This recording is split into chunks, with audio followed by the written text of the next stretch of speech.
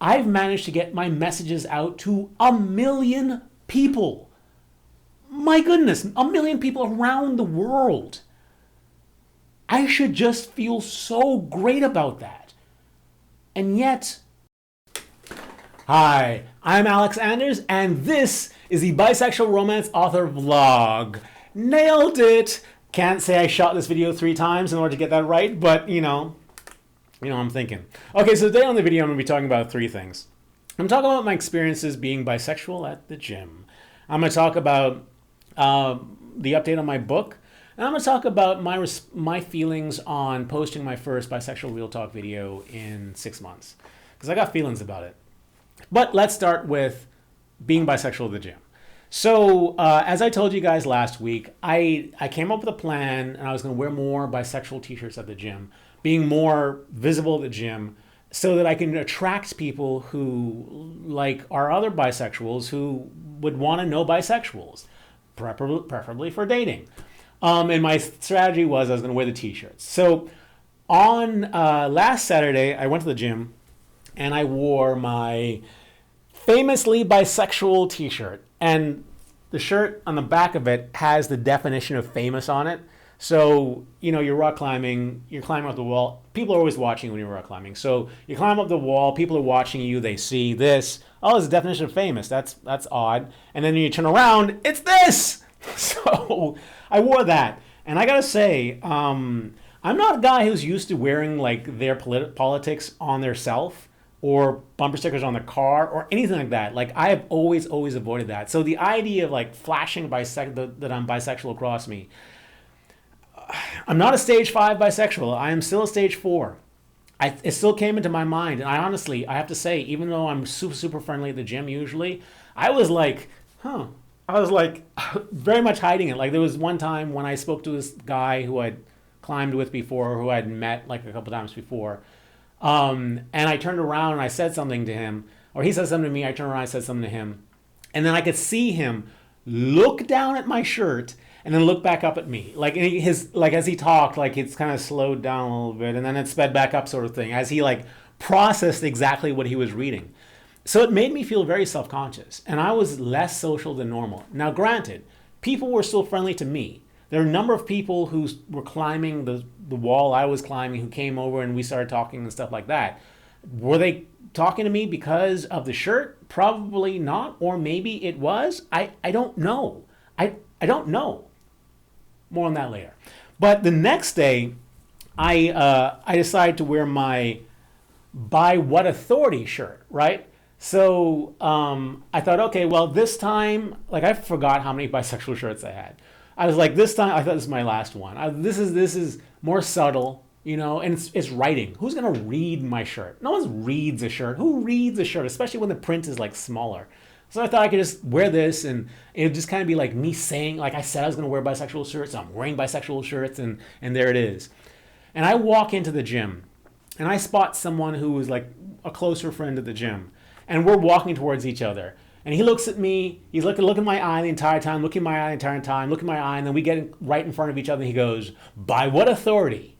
And I'm like, oh, hello. Clearly, he read the shirt. Clearly, people read shirts. Clearly, I was being as visible as before. And he said it, and I wasn't quite sure whether or not he understood it was like bi representation shirt. Until later on in the night, we're sitting and we're chatting, and he says something about a homophobic thing at Disney. And he says, "I said it because, you're wearing the bi shirt." And I'm like, oh, wow, he did notice it was a bi shirt. And then he started talking about this like gay topic because of it. And then after that, he talks about something about his mother and the way she reacts to gay people. And then he started talking about a sibling who was also gay. So, wow. I mean, clearly me being visible made him comfortable talking about these topics with me. And obviously these are topics that were on his mind, because why bring it up otherwise? Like he could have just noticed the shirt, it said, "By what authority," and left it at that. But he clearly wanted to bring this up. There was some reason why he brought this up with me. So that's what the shirt inspired. It inspired him to like open up with me about his life and experiences and stuff like that. So that's like freaking awesome. Like I did not see that coming. I thought this was going to be just me like, trying to date people at the gym.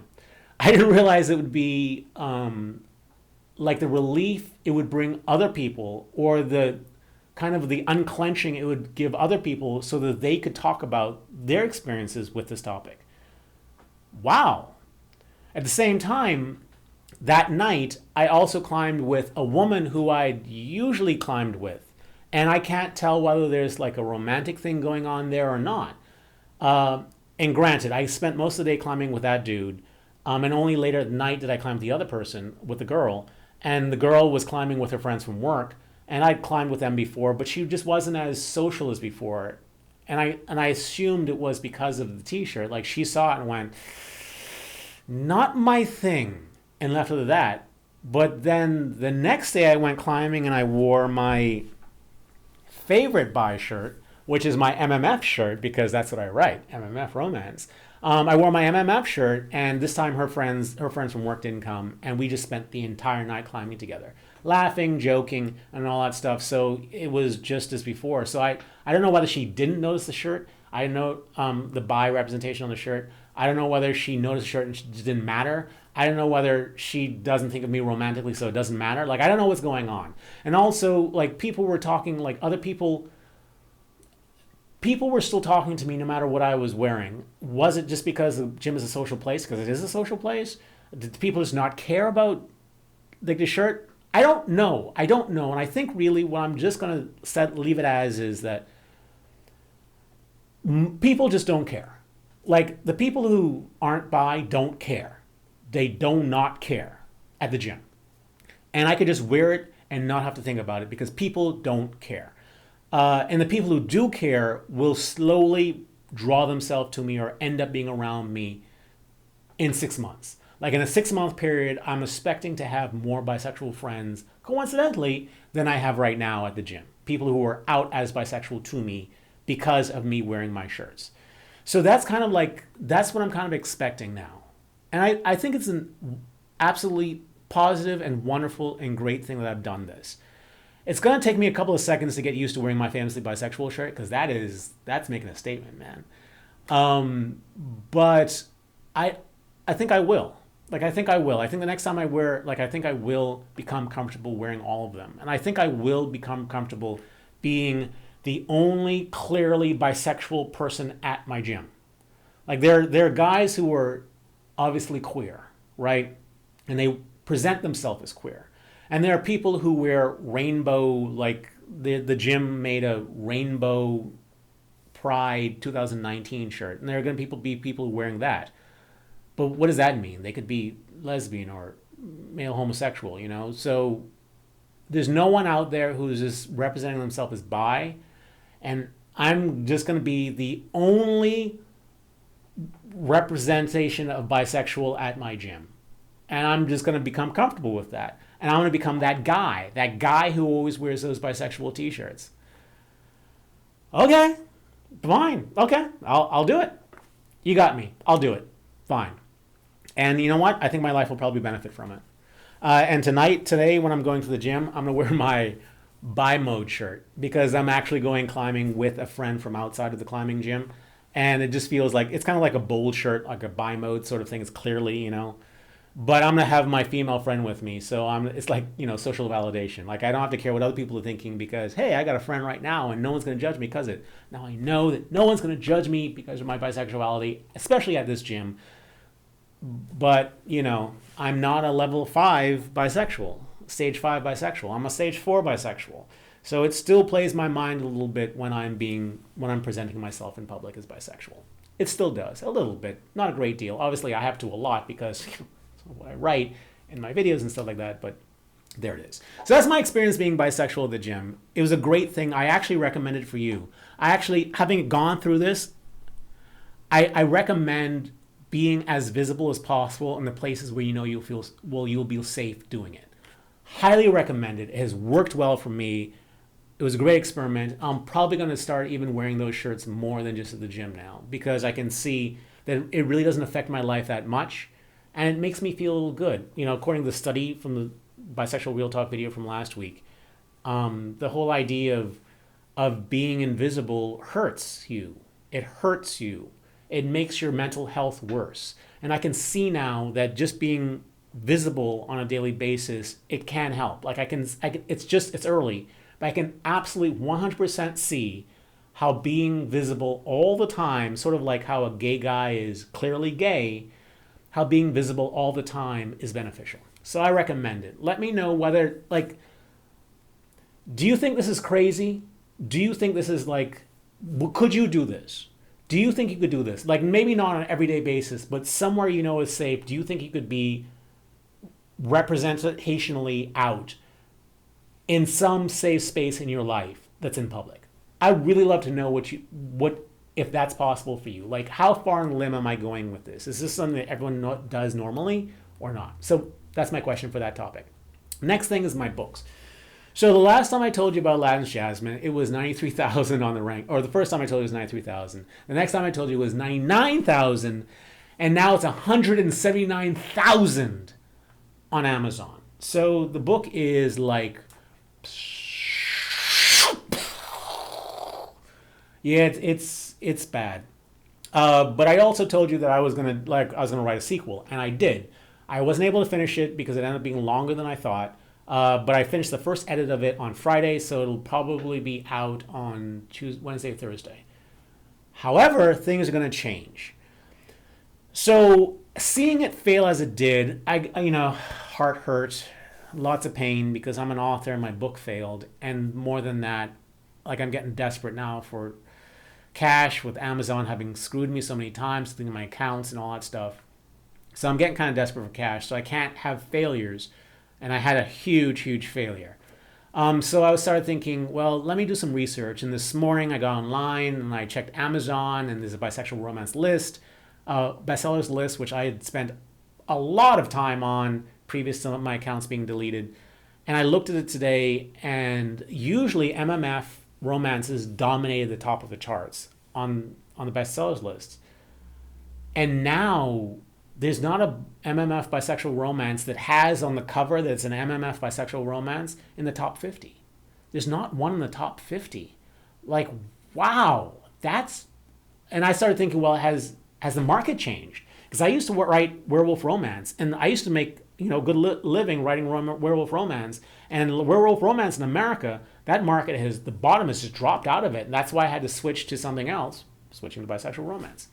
So was this happening to MMF as well? And because of course Aladdin has failed badly.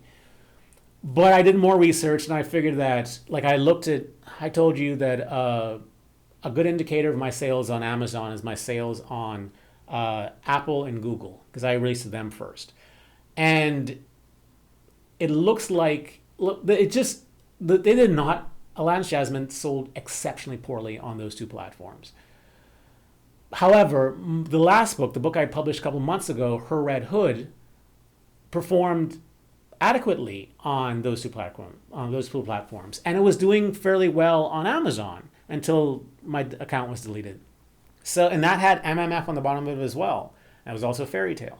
So I'm starting to think it's really just the Aladdin part of it. Like, it is possible that MMF is becoming less popular. That's a thing. That could be a real thing. But maybe it's not the failure of, maybe there's still something I can get out of MMF. So there it is. I haven't lost complete faith in MMF yet, but we'll see. Now, here's the other thing. I released a prequel. I told you I was going to release a prequel to my story Until Your Toes Curl.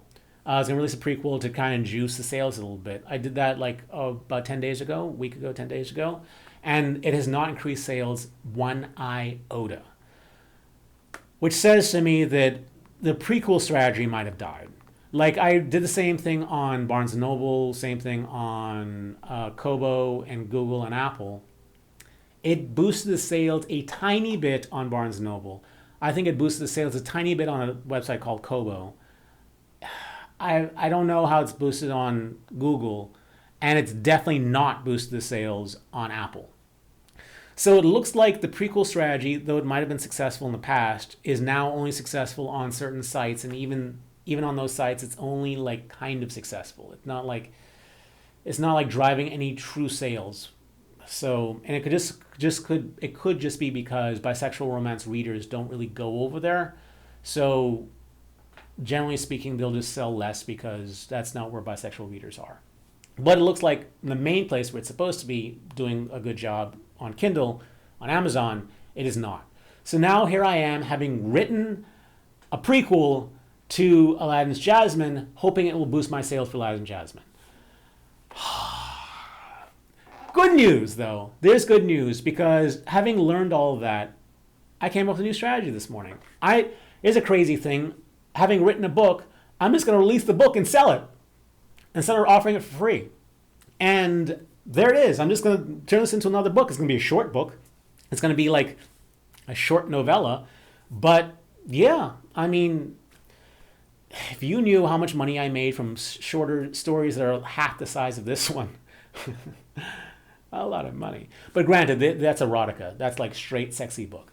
But who knows? So we'll see what happens. I'm just going to release this as a book. And on Amazon, I'm going to do, because the way most authors, especially romance authors, get paid on Amazon is we get paid per pages read. So I think what I'm going to do is I'm going to release this as a new book. I think I'm going to call it Aladdin's First Time. And then I'm going to release it. I'm going to put Aladdin's Jasmine in the same book so that if by chance this book were to get popular and people were to start reading it, they could read the first book, which is technically the prequel, and then continue reading to Aladdin's Jasmine, then continue reading into another Aladdin story I wrote, which is Aladdin and his Prince Charming, and then they could continue reading to Her Red Hood, and then reading to Beasts and all the rest of them. So that's a new strategy. So I'm thinking of it now as just like another time up at bat to see whether or not I can like get another home run. And the interesting thing is that looking at the bisexual romance charts, on the top of the bisexual romance charts now are stories where there's one bisexual character, one gay character, both male. Like males dominate all bisexual romance charts, dominates. And the stories tend to be where there's one bisexual male and a gay male, and the bisexual male is either divorced or the wife has died. They have a child or something, and then they're just living their life, and they meet a guy, and they fall in love with a guy for the first time. They don't know what they're feeling and all that stuff, and that's the story. And the majority of the stories there are that.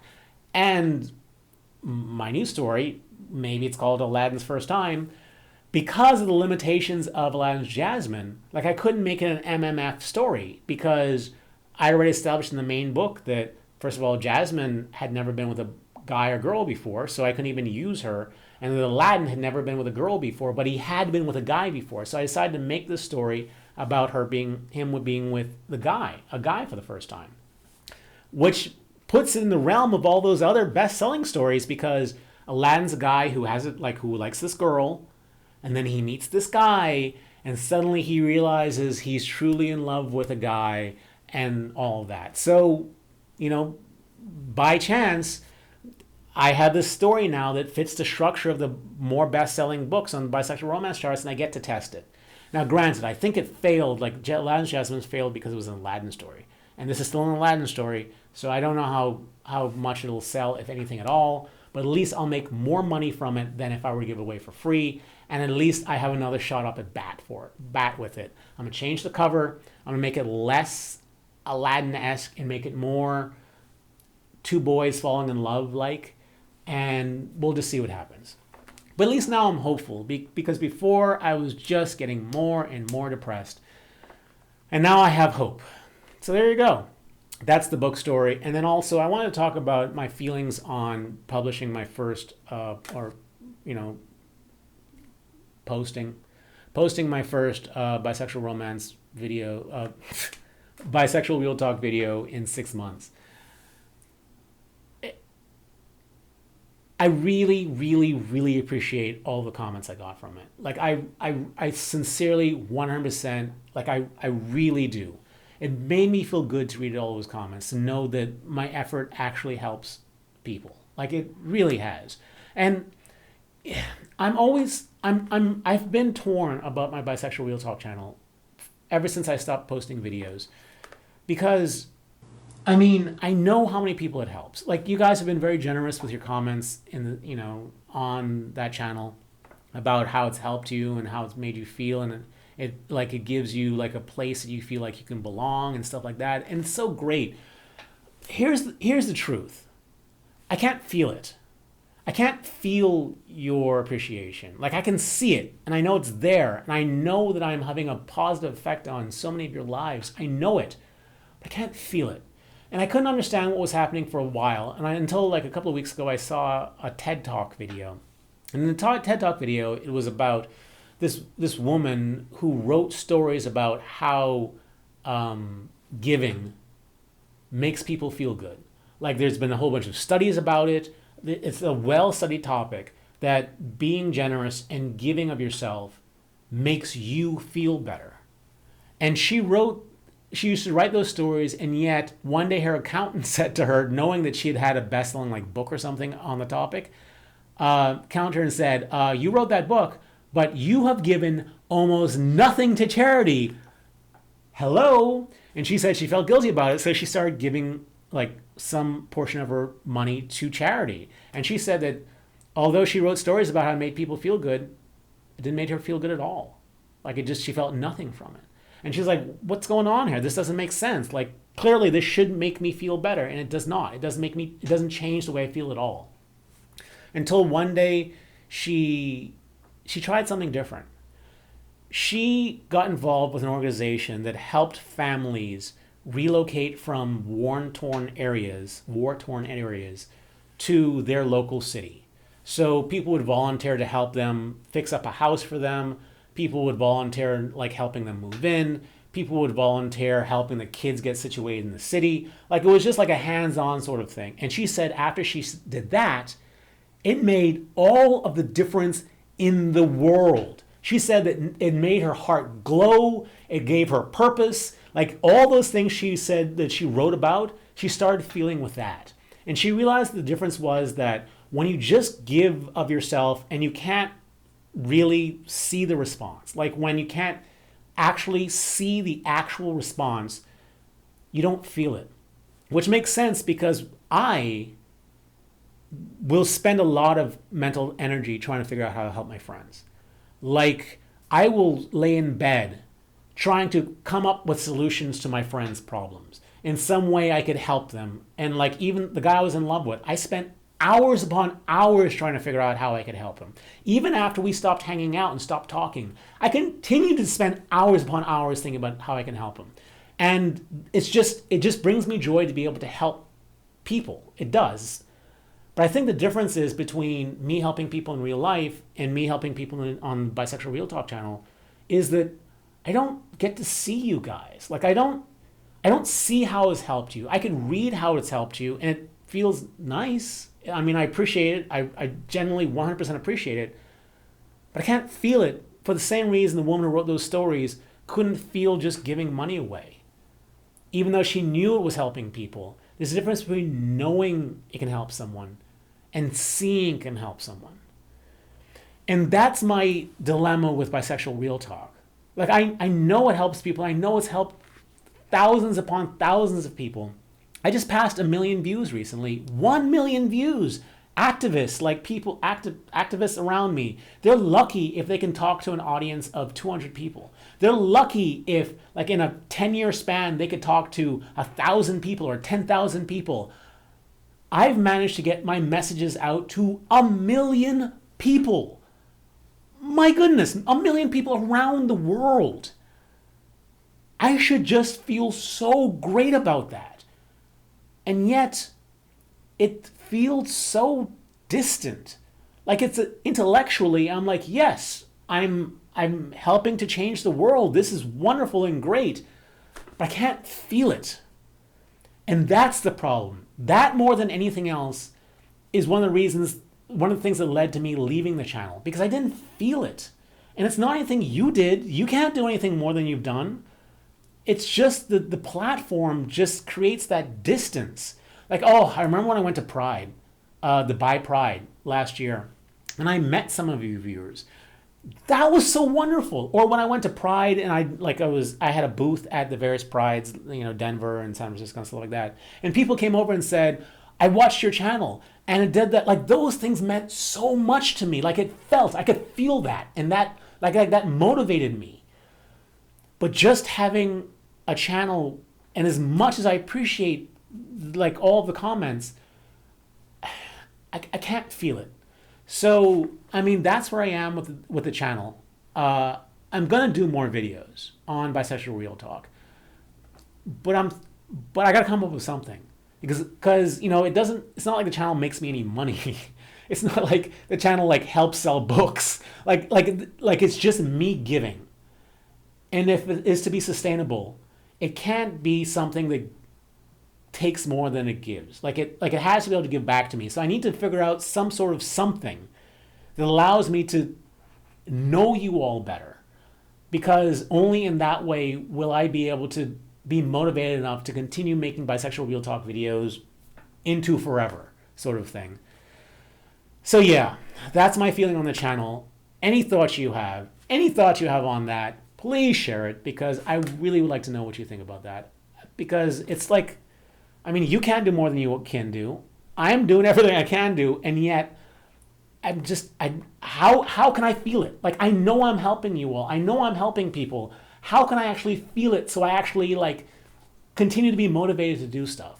I don't know. That's my feeling. It was just my thoughts. Whatever you have to say, I'd love to hear it. And let's chat about it in this comment section. So that's it. That's this week's video. I guess until next week, actually until I think I'm going to do a video on maybe Aladdin's first time when I release it. So maybe like sometime in the middle of the week.